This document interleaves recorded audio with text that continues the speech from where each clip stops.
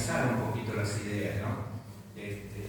Y escuchamos muchas cosas un poquito separadas, y en realidad ustedes saben que Dios es un Dios de orden, y entonces en cuanto a la doctrina tiene que ser ordenada. No podemos agarrar un pedacito acá, otro pedacito allá, lo juntamos, hacemos una sopa o un guiso, digamos, y ya está. Entonces, por la gracia de Dios, Dios ordenó a la iglesia y puso, digamos, ministros, ¿no? Pastores, maestros, evangelistas, bueno, o sea, estoy repitiendo, apóstoles y profetas, pero la cuestión es que lo hizo con un motivo, que es para que la iglesia pudiera crecer, que se pudiera desarrollar, para desarrollar a los miembros. Entonces quiere decir que tiene que ver con el conocimiento. Entonces, uno tiene que aprender. Justamente hoy, antes de la reunión, estamos hablando de lo práctico que ha sido tener la Biblia en el celular. Ahora, yo creo que ha bajado la cantidad de veces que el creyente agarra el celular para leer la Biblia. Quiere decir que con el celular leemos menos la Biblia. Yo he intentado tener la Biblia en el celular y al poco tiempo de leer unos párrafos me cansa, porque el celular cansa. Entonces, allá ya trae Biblia, el libro, porque es más suave, más fácil. Porque la cuestión de leer la Biblia es aprender lo que Dios está diciendo. Muchos buscan poder espiritual, diciendo, tenemos que orar, ayunar, perfecto. Pero si no tienes el conocimiento, no lo puedes hacer. Siempre yo digo, orar es cuando uno habla con Dios. Leer la Biblia es cuando Dios te habla a vos. ¿Qué es más importante? Leer la Biblia, porque Dios te está hablando. Entonces muchas veces cambiamos eso y hacemos tanto énfasis en la oración que no le damos importancia a la palabra de Dios. Eso por un lado. Entonces así los conceptos van cambiando en nuestra mente, y resulta que, como mencionamos al Espíritu Santo, decimos, es la tercera persona de la Trinidad. Entonces le bajamos el rango. Primero Dios, segundo Jesús y tercero el Espíritu Santo. ¿Saben que es un error? Si decimos que Jesús es el segundo, también es un error. Porque Jesús era Dios. O sea que las características mencionadas en la Biblia como Padre, Hijo, Espíritu Santo tienen que ver con la función, no con el ser. Si vamos por el ser, ¿Dios qué es? Dios es Dios, creador de todo el universo, el que decidió nuestro nacimiento, el que decidió nuestra salvación. ¿Jesús qué es? Es Dios, que estuvo en la creación de todo el mundo, que nos creó a nosotros, que dio nuestra salvación. ¿Qué es el Espíritu Santo? El Espíritu Santo es Dios, que estuvo en la creación, que logró que nosotros naciéramos y que pudiéramos recibir la salvación. ¿Cuál es la diferencia? Simplemente en la función. Entonces quiere decir que el Espíritu Santo, tanto como Jesús, como Dios Padre, son Dios y son la misma persona. ¿Por qué le damos tan poca importancia? Si justamente la función del Espíritu Santo es acompañar a la iglesia, acompañarte a ti. Cuando nosotros nos referimos a Dios, nos referimos a ese trino Dios, Dios Padre, Dios Hijo, Dios Espíritu Santo. Yo quiero hablar del Espíritu Santo porque el Espíritu Santo obró antes y después de nuestra salvación. Es sumamente importante que nosotros sepamos que Él es el que obró en vos, en mí, para salvación. Lo hizo antes de que fuéramos salvos y lo sigue haciendo hasta ahora. Él está obrando en nosotros. Yo quiero que comencemos esta charla primeramente leyendo unos versículos en Tito, en la carta a Tito. Pablo le escribe a Tito para que tuviera en claro algunas cosas. Yo creo que los discípulos tenían una comprensión más cercana que la que nosotros tenemos ahora. Ellos tenían muy presente los acontecimientos y también la palabra de seguridad que daban los apóstoles. En este caso, Pablo, hablándole a Tito, le manifiesta o le dice cierto tipo de cosas que tienen que ver con lo doctrinal, y me imagino que en ninguna parte surge, ¿no? Que Timoteo, ¿qué quiere decir con esto? Yo creo que ellos tenían una buena comprensión y yo creo que el creyente tiene que tener esa comprensión, porque si no perdemos mucho de la vida cristiana. Entonces, Tito capítulo 3, versículo 4 al 7. Entonces vamos a estar ahí leyendo, y dice: pero cuando se manifestó la bondad de Dios, nuestro Salvador, y su amor para con los hombres, nos salvó no por obra de justicia que nosotros hubiéramos hecho, sino por su misericordia, por el lavamiento de la regeneración y por la renovación del Espíritu Santo, en el cual Él derramó en nosotros abundantemente por Jesucristo, nuestro Salvador, para que, justificados por su gracia, viniésemos a ser herederos conforme a la esperanza de la vida eterna. Usted disculpe que no está pasándose el versículo así, pero ahí vamos a comprobar el asunto de leer la Biblia, ¿no? O sea, a veces escrito ahí nos facilita, pero como la palabra de Dios la vamos a encontrar, anote esos versículos.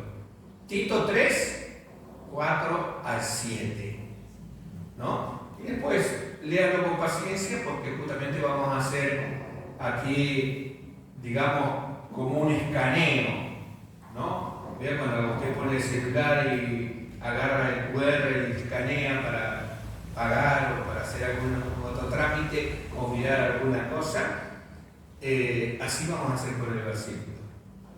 No vamos a utilizar el celular, pero sí vamos a hacer un escaneo en este párrafo para mirar cada uno de los conceptos y aclararlos. Y nos vamos a centrar en algo. Entre todo esto nos vamos a centrar en la renovación del Espíritu Santo. La renovación en el Espíritu Santo. La palabra ahí dice la renovación en el Espíritu Santo.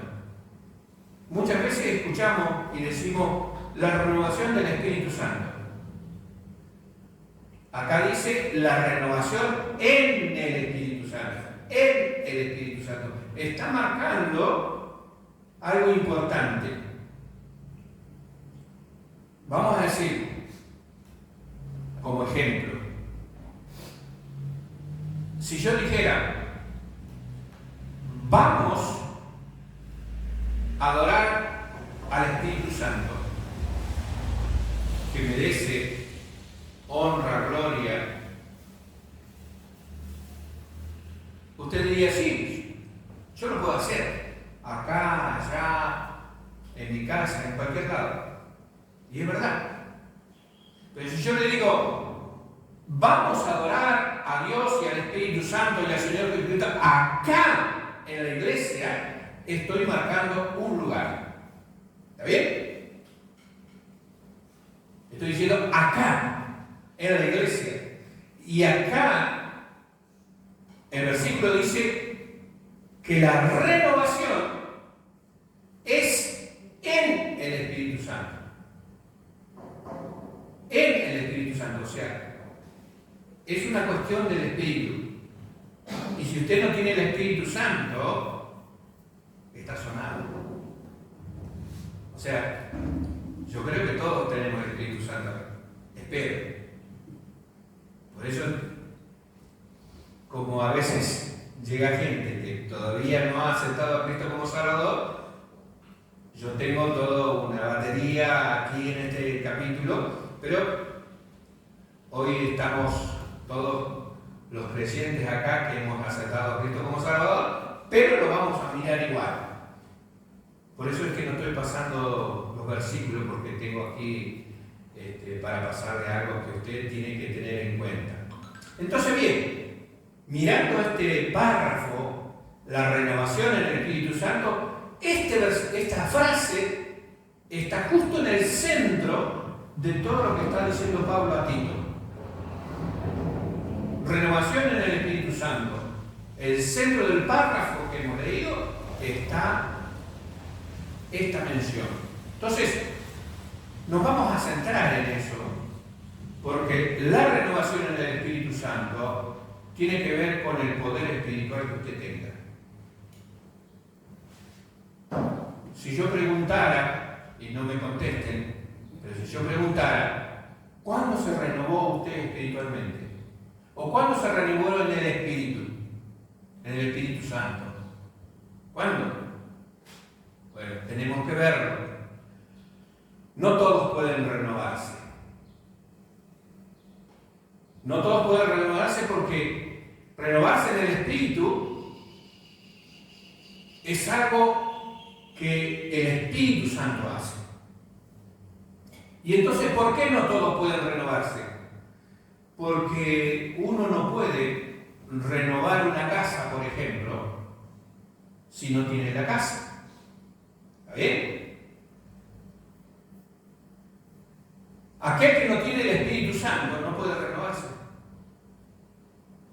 Entonces es una cuestión de entender que cuando dice en el Espíritu Santo, está llamándonos la atención para decir que tenemos que tener en nuestra vida el Espíritu Santo. Metafóricamente, como la casa. Si no tenés la casa, no podés renovar la casa. No importa si es tuya, si alquilás o lo que sea, pero tenés que tenerlo. Ahora, el Espíritu Santo está en la vida del creyente y para la renovación se necesitan algunos componentes. Por ejemplo, para renovar mi casa ya la barría, necesito arena, necesito piedra, necesito cal, necesito cemento, necesito bloques, necesito chapa, necesito madera. Bueno, podría decir mil y otras cosas que se necesitan porque tengo que renovar la casa. Y si para una cosa común como una casa se necesitan tantas cosas, para renovarlo en el Espíritu Santo también se necesitan algunos componentes.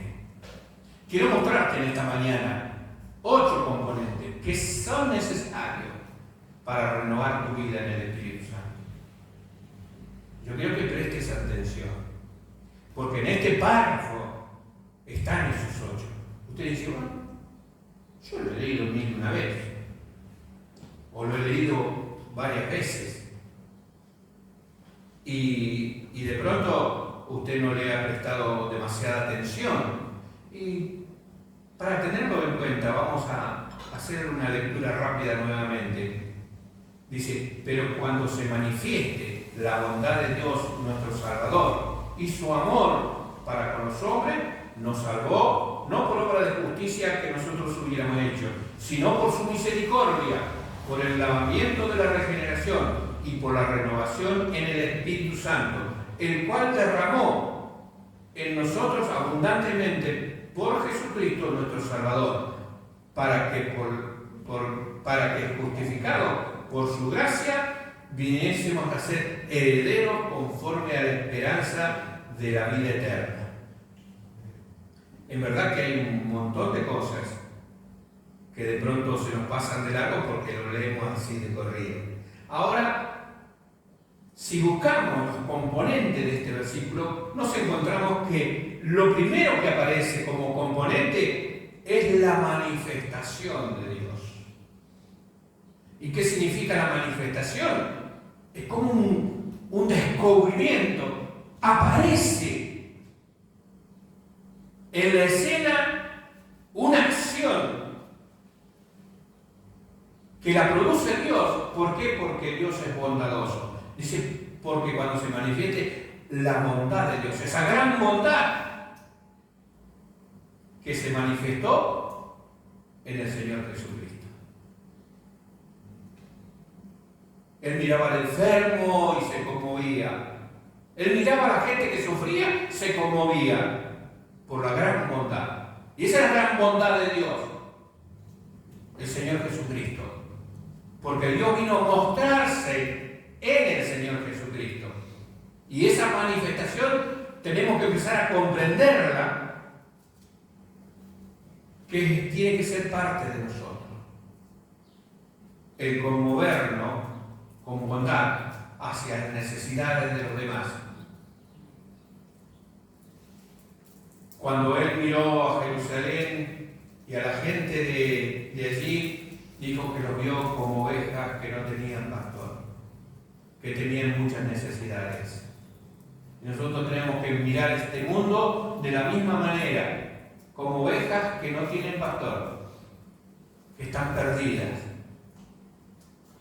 que están dolidas, que están angustiadas, y tiene que manifestarse esa bondad de Dios en nuestra vida, que es la persona de Jesucristo en nosotros. El segundo componente es su amor, un amor incomparable, que se fijó en cada uno de nosotros. Aún siendo pecadores, Dios nos miró con amor. Y a veces miramos este mundo con bronca. Son un desastre, de verdad que lo son. También nosotros lo fuimos. Pero si la bondad y el amor que manifestó el Señor Jesucristo, o Dios por medio del Señor Jesucristo, está en nosotros, vamos a comenzar a mirar desde otra forma. El tercer componente es la salvación. Por esa bondad, ese amor y la misericordia de Dios, nos salvó. Nos libró de nuestra vieja manera de vivir. Nos sacó de donde estábamos, del pozo de la desesperación, a vivir una vida de justicia, salvándonos del juicio eterno, dándonos vida eterna. El componente de la salvación es algo como el regalo de Dios que nosotros no merecíamos, por eso fue por gracia. Pero antes de la gracia se manifestó otro componente, que es por su misericordia. Su misericordia. Esa misericordia que se manifestó para hacer que el hombre, que era incapaz de lograr acercarse a Dios por su pecado, lo pudiera hacer. Por misericordia, Él deja que nosotros lleguemos a Él por medio de ese amor y por esa bondad que Dios tiene al enviar al Señor Jesucristo a morir por nosotros. Y su sangre derramada nos permite ir a su presencia. Su misericordia. El quinto componente es este que está ahí, que es el lavamiento de la regeneración. Nosotros a veces pensamos en la regeneración como nuestra salvación. La regeneración no es algo que tiene que ver directamente con nuestra conversión, sino con el acto de Dios de hacernos nacer de nuevo. ¿Usted decidió nacer? No. Su nacimiento aún no fue cuestión de sus padres. Está bien que la generación de una vida es por la relación de una pareja, pero la decisión de que usted y yo naciéramos no tiene que ver con eso. Tiene que ver con la decisión de Dios de que nosotros naciéramos. Entre miles de posibilidades.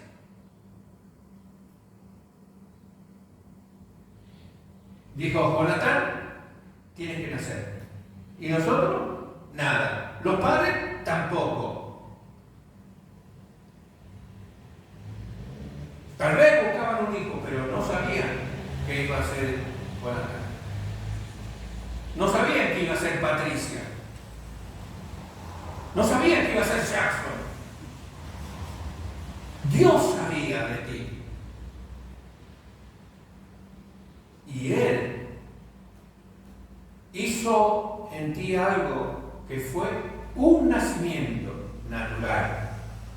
La regeneración es el nuevo nacimiento, pero espiritual. Él dice, Esther, Ángel, Andrés, tú tienes que nacer de nuevo. Así como le dijo Pablo a Nicodemo, Pedro a Nicodemo. Jesús, ¿qué? Perdón, estoy...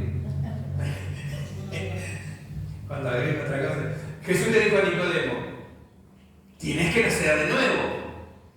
Y este nuevo nacimiento es la regeneración. No porque uno quiere nacer, como en el nacimiento natural. No porque otra persona quiere hacernos nacer, sino porque Dios quiere. Y ahí tiene que ver con la elección que Dios hizo antes de la fundación del mundo con nosotros. Antes que nuestro cuerpo fuera formado, el Señor dijo, bueno, en tal lugar voy a hacer nacer a Pedro, voy a hacer nacer a Lili. Él es su decisión.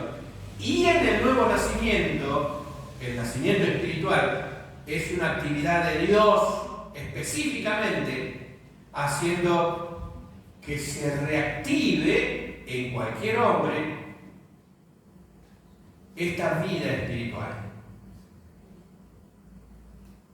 Entonces, cuando la vida espiritual comienza a nacer, necesita esa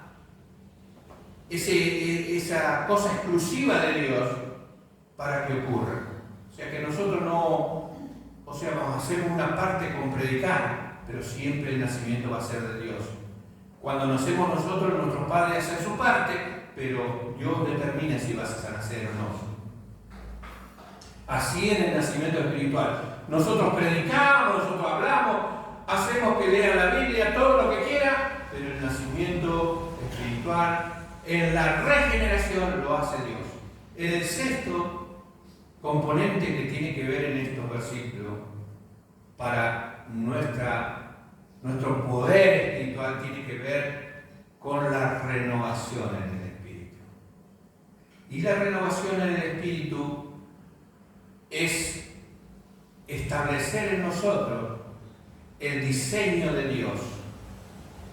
Volver a poder tener la capacidad que Dios dio al hombre espiritual renovándose para que, como decíamos el miércoles, seamos como las águilas, con nueva fuerza y con alas volando sobre cualquier dificultad.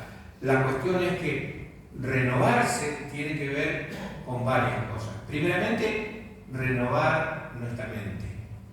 Renovar nuestra mente. Si lo dejo un ratito pensar, ¿en qué está pensando? Hay un montón de cosas para pensar. Y renovarse la mente es como refrescar la mente. Es como decir, bueno, dejo todo, comienzo otra vez. Porque nuestra mente se llena de un montón de cosas que nos sirven. Música que nos sirve, charlas que nos sirven, problemas que nos sirven, dificultades, sentimientos, porque a veces nosotros hacemos tanta la diferencia entre el sentimiento y el pensamiento que parecemos que están desligados. Pero cuando usted siente algo, su mente empieza traca, y no puede renovarse. Fíjense cómo dice una exhortación en Efesios 4:23. Dice, renovaos en el espíritu de nuestra mente. Renovaos en el espíritu de nuestra mente. Efesios 3:23. Después Romanos 12:2, en la primera parte dice, no os conforméis a este siglo, sino transformaos por medio de la renovación ¿de qué? De nuestro entendimiento, de lo que nuestra mente comprende. Cuando renovamos nuestra vida, nuestras neuronas se extienden hacia otra manera de pensar. También decíamos, creo que el miércoles, no nos podemos levantar pensando negativamente. Va a llover todo el día. Y ahora la ropa, y no puedo salir. ¿No?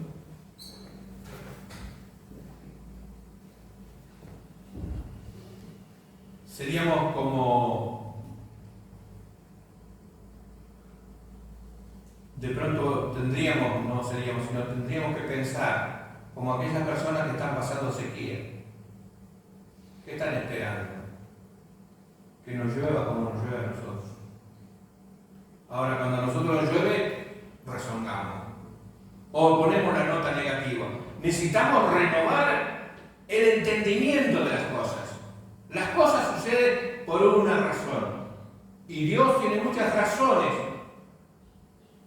Pero lo que nosotros tenemos que hacer es entender lo que Dios quiere hacer. A veces las circunstancias nos tocan cosas difíciles y nos desanimamos y nos deprimimos. Pero nosotros tenemos que pensar con el pensamiento de Dios.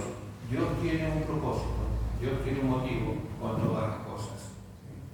Tenemos que renovar nuestro hombre interior. Colosenses 3:10 dice, revestidos del nuevo hombre, el cual conforme a la imagen del que lo creó, nuestro Señor Jesucristo, nuestro Dios, se va renovando hasta el conocimiento pleno. O sea, vamos cambiando, vamos transformándonos. Esa renovación es una continuidad de irnos pareciendo cada día más y más al Señor Jesucristo. Lo tercero aquí de la renovación tiene que ver con la renovación de nuestro corazón y nuestro espíritu. El Salmo 51:10 dice, crea en mí, oh Dios, un corazón limpio y renueva un espíritu recto dentro de mí. Fíjense que Dios quiere esa renovación y nosotros necesitamos seguir renovando nuestra vida, seguir renovando nuestro corazón, nuestro espíritu, seguir renovando nuestra mente para acercarnos cada día más y más a nuestro Dios. El séptimo componente es ese derramamiento. Dice que Él derramó su espíritu, su amor, su misericordia, su salvación, la derramó sobre nosotros. La acción del Espíritu cuando nos llena por completo en su plenitud. Los primeros momentos de nuestra conversión tienen esa característica y ese aspecto. Cuando Dios derrama todo su espíritu sobre nosotros, ¿por qué? Porque perdonó todos nuestros pecados y nosotros dijimos, perdóname, Señor, todos mis pecados, y nos convertimos al Señor y vivimos peor. Parece que tuviéramos nafta super y algún condimento más que le ponen a los coches para que sea más rápido, ¿no? Y estamos que no podemos estar en nuestro cuerpo. ¿Por qué? Porque el Espíritu Santo nos llenó y ese derramamiento nos hace vivir una vida espiritual pero fabulosa. Y de pronto vamos perdiendo y perdiendo. Y después con nuestros hermanos que nos vieron como una chispita que salía y que estaban todos. ¿Qué te pasa, hermano? Y porque vamos perdiendo, así como dice la palabra de Dios, has perdido tu primer amor, has perdido esa fuerza espiritual. Por eso la renovación tiene que ver con ese derramamiento del Espíritu Santo, volver a lo que Él hizo al principio, mantenernos por la guía del Espíritu, mantenernos con la llenura del Espíritu Santo. Es difícil, pero importante que nosotros sepamos que el Espíritu Santo lo quiere hacer. El octavo componente es que estamos justificados por la gracia de Dios. Nosotros no tenemos que hacernos problemas por nuestra salvación. Nuestra salvación está dada porque Dios nos justificó. La justicia de Dios que se iba a aplicar sobre nuestra vida nos llevaba al juicio eterno. Pero la gracia de Dios aplicada a nuestra vida nos justificó. ¿Para qué? Para que tuviéramos vida eterna y Dios mirara a través de esa sangre en nuestra vida y no tuviéramos ese juicio que estaba sobre nuestra vida. Justificados por la gracia, un regalo de Dios. La palabra de Dios en Efesios 2:8 dice, porque por gracia sois salvos por medio de la fe. Y esto no de vosotros, pues es don de Dios. Muchas veces algunos preguntan y se imaginan algunas cosas con este versículo. Dice, porque por gracia sois salvos por medio de la fe, y esto no de vosotros, pues es don de Dios. Entonces algunos preguntan, ¿la salvación es por fe o por gracia?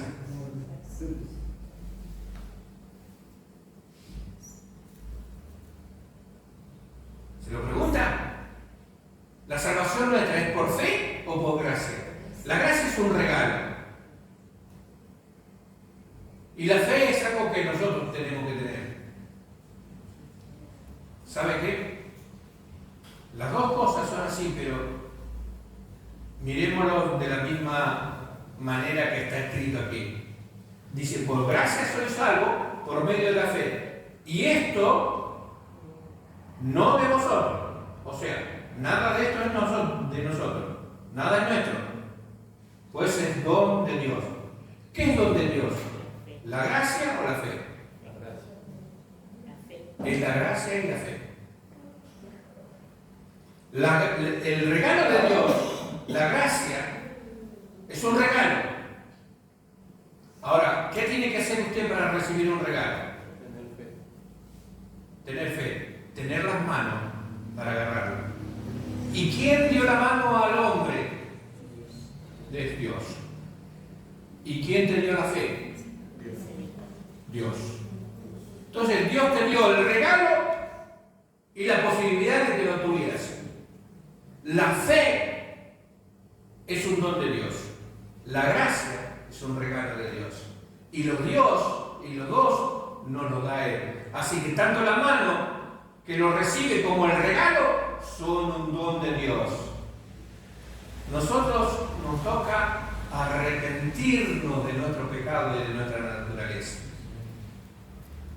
Dios nos regala la salvación por medio de la fe. Nos da la fe para que creamos. Y yo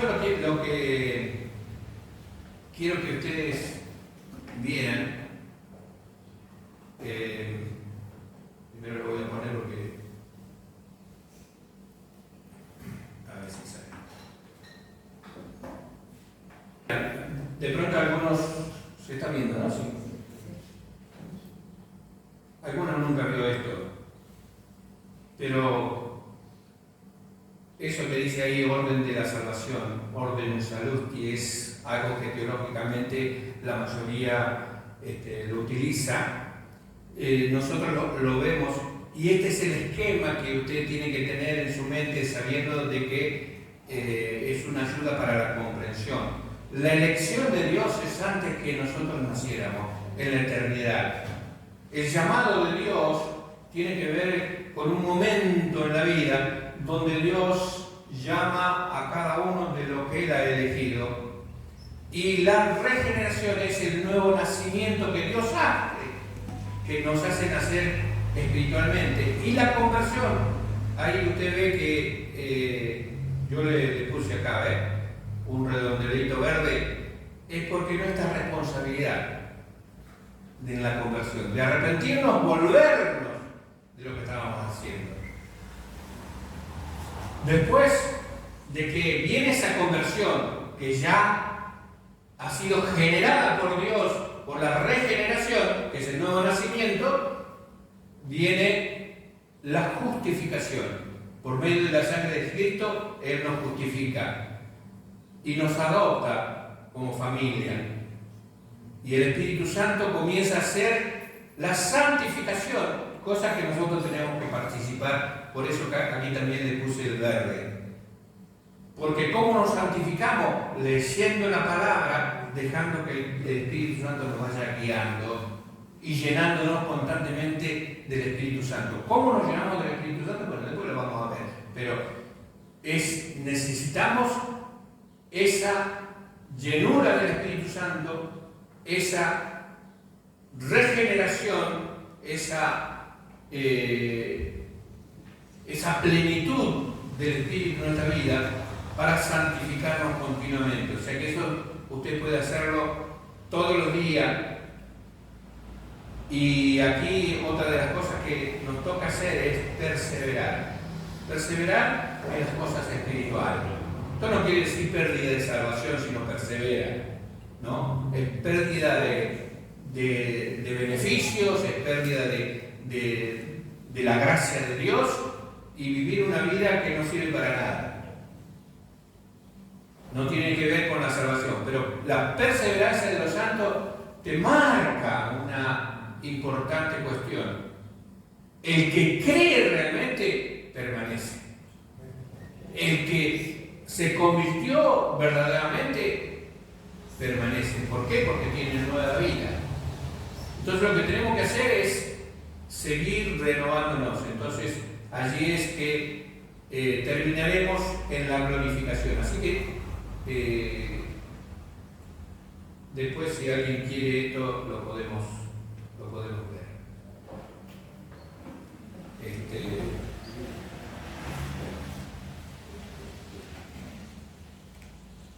Vamos a seguir con lo que estamos hablando. Entonces, el arrepentimiento tiene que ver con todo eso. Con lo que Dios hace, con lo que nosotros tenemos que hacer y con lo que el Espíritu Santo va haciendo. La Biblia nos habla de esta respuesta que nosotros tenemos que tener a Dios en cuanto a nuestra salvación. La regeneración, el arrepentimiento precede, escuchen bien lo que estoy diciendo, la regeneración y el arrepentimiento son antes, preceden al derramamiento del Espíritu Santo. O sea que nosotros tenemos que ser regenerados, o sea, un nuevo nacimiento de parte de Dios, y arrepentirnos para que haya un derramamiento en el Espíritu Santo en nuestra vida. Desde los tiempos antiguos, del Antiguo Testamento, hasta que nosotros conocemos, hasta el tiempo cuando Pedro se levantó en Pentecostés y habló a la multitud y se convirtieron muchos, ese era un tiempo de renovación espiritual y está marcada como una constante durante todo el trayecto de la vida de los hombres, en la Biblia. Cuando alguien hace algo para Dios, o los profetas salían a predicar y hacían milagros, era porque decían, lo tomó el Espíritu e hizo tal o cual cosa, o en el Espíritu tal o otra cosa. Aún Jesús, cuando estuvo aquí en la tierra, tuvo la necesidad de que ese Espíritu Santo, le acompañara continuamente. Él fue al desierto a ser tentado y dice, Jesús lleno del Espíritu Santo. Después de haber sentado, volvió lleno del poder del Espíritu Santo. ¿Por qué? Porque tenía que hacer la obra de Dios. Entonces, una necesidad.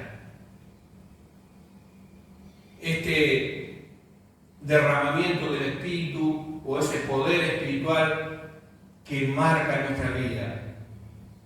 Y mucha gente lo busca. Y usted en muchas iglesias va a hablar del poder espiritual. Venga, ore, venga, haga esto, venga, haga las cosas. Si usted pone dinero y es fiel, Dios le va a dar el poder espiritual. De verdad que hay muchos caminos que el hombre hace. La cuestión es que todos tenemos la necesidad, como hijos de Dios, de ser llenos del Espíritu Santo, que tengamos ese derramamiento del Espíritu. Dios, en cada momento que el Espíritu se derramó, provocó un avivamiento. Y el avivamiento no tiene que ver con un movimiento de gente, con la conversión solamente, sino con los beneficios que Dios te da. O sea, yo sé desde el momento que Dios derramó su Espíritu sobre mi vida, porque me dio una mente diferente para entender las cosas de Dios. Por eso me convirtió en maestro, porque me dio ese don de maestro. Y al utilizarlo en el Espíritu de Dios, eso es como un torrente de cosas, de bendiciones. ¿Por qué? Porque eso es lo que Dios quiere que haga. Entonces tenemos que descubrir qué es lo que Dios nos dio en ese derramamiento del Espíritu. ¿Cuáles son las bendiciones que Dios te da? Cuando el Espíritu está en libertad, cuando no hay pecado en tu vida, comienza a manifestarse. En la santidad de tu vida, el Espíritu de Dios te empieza a mostrar qué es lo que podés hacer, qué dones tenés. Aún en el Antiguo Testamento hay unos versículos muy importantes que no lo vamos a desarrollar, pero lo vamos a leer en 2 Corintios 7, 14. 2 Crónicas 7, 14 y 15 dice: si se humillare mi pueblo, en el cual mi nombre es invocado, y orare, y buscare mi rostro, y se convirtiere de sus malos caminos, entonces yo iré desde los cielos, perdonaré sus pecados y sanaré la tierra. Ahora estarán abiertos mis ojos y atentos mis oídos a la oración en este lugar. O sea, cuando hay humillación, cuando se empieza a invocar el nombre de Dios, cuando se busca la presencia de Dios, su intimidad con Él, y uno se arrepiente y pide perdón por los pecados, Dios presta atención, Dios presta su oído, comienza a escuchar. Y eso es lo que pasó allí cuando el pueblo hizo esta acción. Lucas capítulo 11, versículo 13 dice: si vosotros, siendo malos, sabéis dar buenas dádivas a vuestros hijos, ¿cuánto más nuestro Padre Celestial dará el Espíritu Santo a los que le pidan, a los que se lo pidan? Muchas veces, como yo digo, agarramos este versículo, lo llevamos para la casa o lo tomamos para nosotros y decimos: lo que tengo que hacer es orar pidiendo el Espíritu Santo. Bueno, pero las cosas previas, ¿cuáles son? ¿No?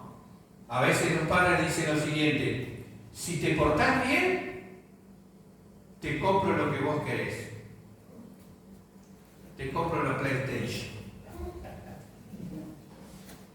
Si te portás bien, los padres, nosotros que somos malos, que no hacemos las cosas bien, queremos que el otro haga las cosas bien. Entonces no es cuestión de pedir simplemente. Claro que si tomamos este versículo solo, todo lo que pidieras al Padre, Él te lo va a dar. ¿Cuánto más no te va a dar el Espíritu Santo? Pero nosotros tenemos el Espíritu Santo. Está hablando de esa llenura del Espíritu Santo, de ese derramamiento del Espíritu Santo. Entonces, el Espíritu Santo no obra si no hay arrepentimiento. La plenitud del Espíritu Santo no está si no hay arrepentimiento, si no hay humillación. Dios da generosamente el Espíritu Santo. Dios en su palabra nos muestra que el poder espiritual viene y se derrama sobre nuestra vida con el Espíritu Santo cuando nos humillamos, nos arrepentimos, buscamos su rostro. Hay pasos previos. Cuando definimos el camino, tenemos que darnos cuenta de que no es tan simple tener la llenura del Espíritu Santo, tener el poder del Espíritu Santo, tener esa capacidad espiritual para hacer las cosas de Dios.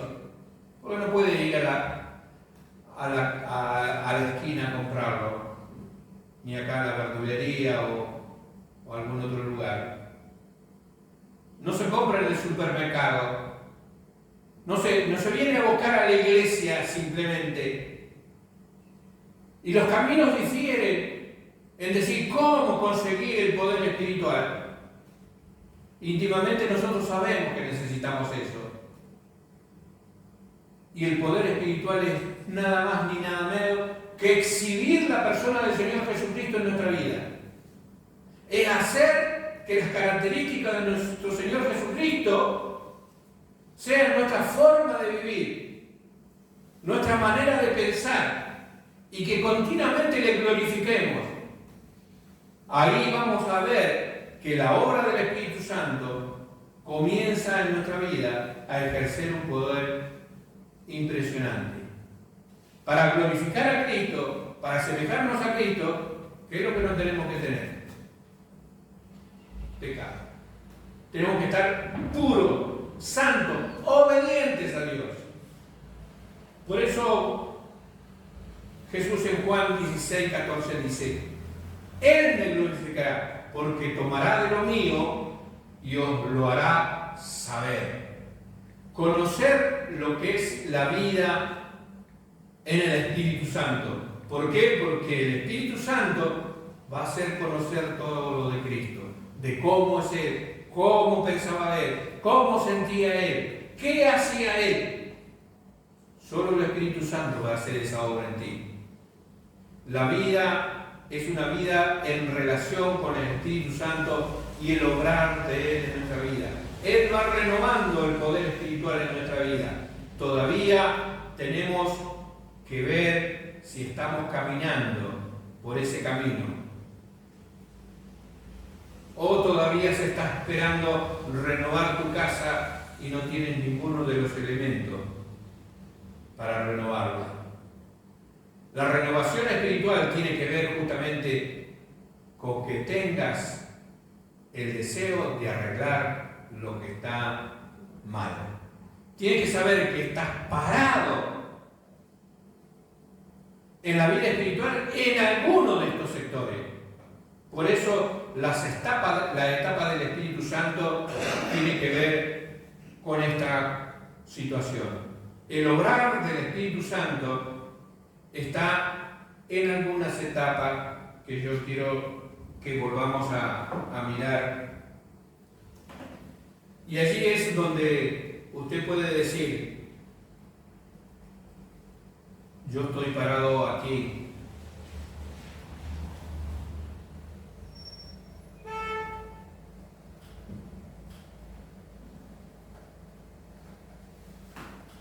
Disculpe que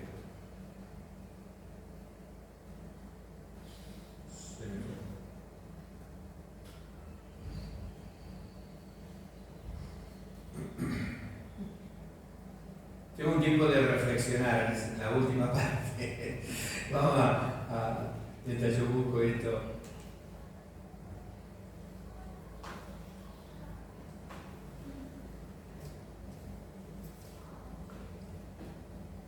Solo quiero mostrarle porque no es una cosa fácil, pero sí es algo que le va a ayudar a usted a lograr lo que el Señor quiere, ¿no?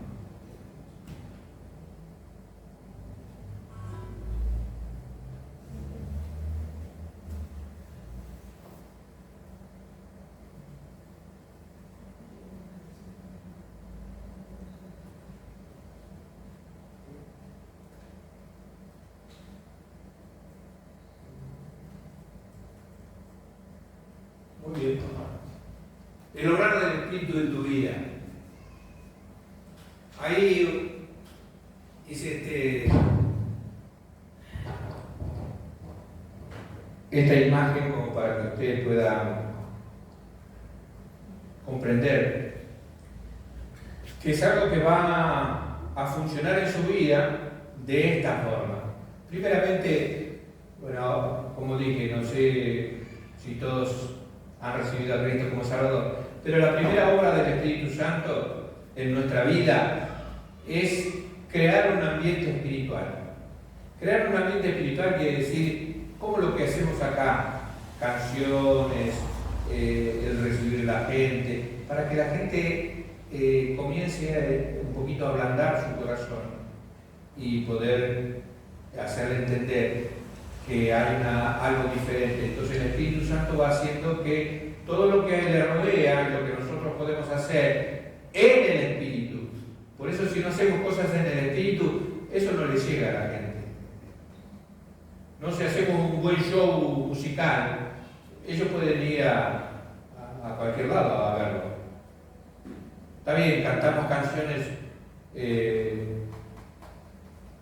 evangélicas, digamos.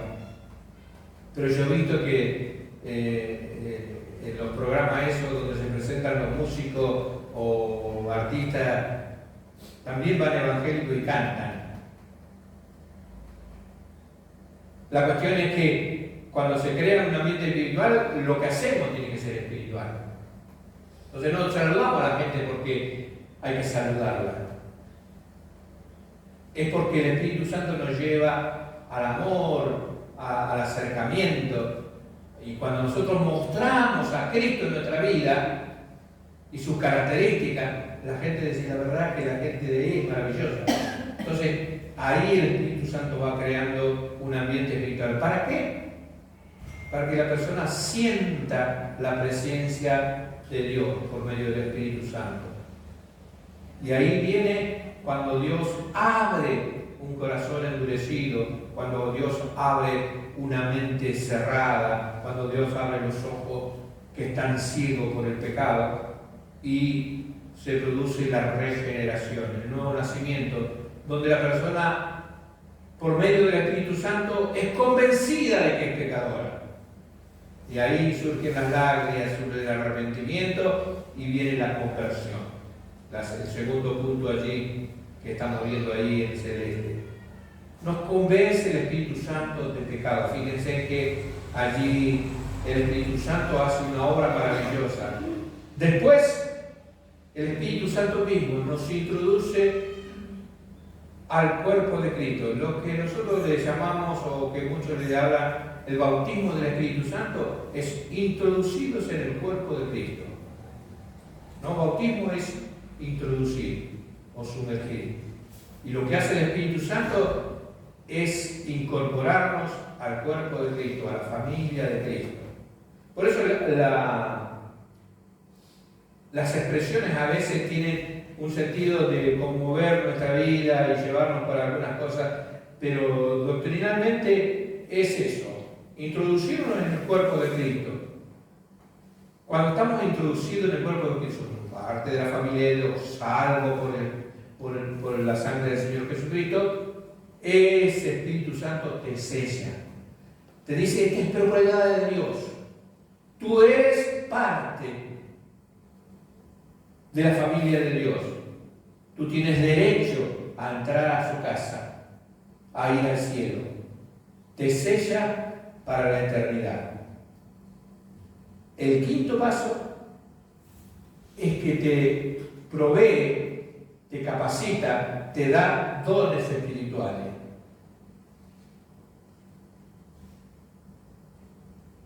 Sexto, te llena con su presencia. Tal vez no están separados estas cosas, el sello, los dones y la llenura, pero esos son los primeros momentos después de estar en la familia, de la conversión. Pero después hay un trabajo para hacer, generar en ti poder espiritual. Y esto tiene que ver con esa parte que nosotros decíamos, que es la parte central de estos versículos, que nosotros necesitamos que Dios genere en nosotros poder espiritual. La generación de poder tiene que ver con el derramamiento del Espíritu, el lavamiento de nuestros pecados, o sea, arrepentimiento de lo que nos vamos equivocando y que el Espíritu Santo comience a guiarnos, a tener esa capacidad de movimiento por nuestra santidad en nuestra vida. Allí vamos a generar el poder espiritual. No es porque usted diezme, no es porque usted venga a la iglesia, no es porque usted ore todos los días, no es porque usted sea una buena persona, es porque haya santidad en su vida, que glorifique a Cristo y que continuamente se arrepienta de los errores y pecados que se cometen. Allí el Espíritu Santo comienza a generar ese poder espiritual en su vida. El poder espiritual tiene que ver en nosotros un motor que no para, un motor que no deja de funcionar, que continuamente está haciendo que nuestra vida se llene de lo que Dios quiere hacer con nosotros. Siempre cuando el Espíritu Santo crea un ambiente, lo está haciendo para generar algunas cosas. Así que lo primero que habíamos visto era que generara eso para que en el corazón endurecido, aún del creyente, comience una flexibilidad, una reflexión y que el Espíritu Santo pueda moverse. Un corazón duro no permite que uno viva en el Espíritu. El Espíritu Santo nos convence de ese pecado y tenemos que arrepentirnos. El Espíritu Santo nos hace ver que somos parte de la familia de Dios y tenemos que parecernos. Aunque somos diferentes, tenemos que saber que somos familia. Tu vida es una vida eterna. Yo siempre digo, no tengan duda de que si usted se arrepintió de su pecado, le pidió perdón a Cristo, le pidió perdón a Dios, le dijo, Señor, te acepto toda tu obra que hiciste por mí, yo quiero que me den la salvación. La palabra de Dios dice que Él nos da vida eterna. Bien. Entonces, si usted tiene eso en su corazón, tenga en cuenta que vida eterna es vida eterna. Vida eterna no significa hasta otro pecado que usted tenga. Porque cuando usted se convirtió, el Espíritu Santo entró a su vida, lo puso en el cuerpo de Cristo, lo selló. ¿No? ¿Estamos ahí? Entonces, si usted peca, le arrancan el sello, lo sacan del cuerpo, se va el Espíritu. ¿Es así? No, no es así. Si Dios te prometió vida eterna, esa es la eternidad. Lo que pasa es que nosotros tenemos que vivir una vida consagrada a Él. Por eso el derramamiento del Espíritu para tener el poder espiritual lo necesitamos. ¿Para qué? Para descubrir qué dones tenemos, para que sintamos la capacidad que Dios nos ha dado y que seamos llenos de su presencia. Y llenos de la presencia del Espíritu Santo, ese Espíritu Santo va a generar ese poder espiritual. Generando ese poder espiritual, usted va a tener una vida totalmente diferente. Y de pronto, no necesita hacer mucho barullo. Con que ejerza el don que Dios le ha regalado, esto va a ser maravilloso. Amén. Lo que pasa es que falta conocimiento, falta buscar de saber, o primeramente estar limpios para que nos llene el Espíritu Santo y comience a generar esa vida de poder espiritual.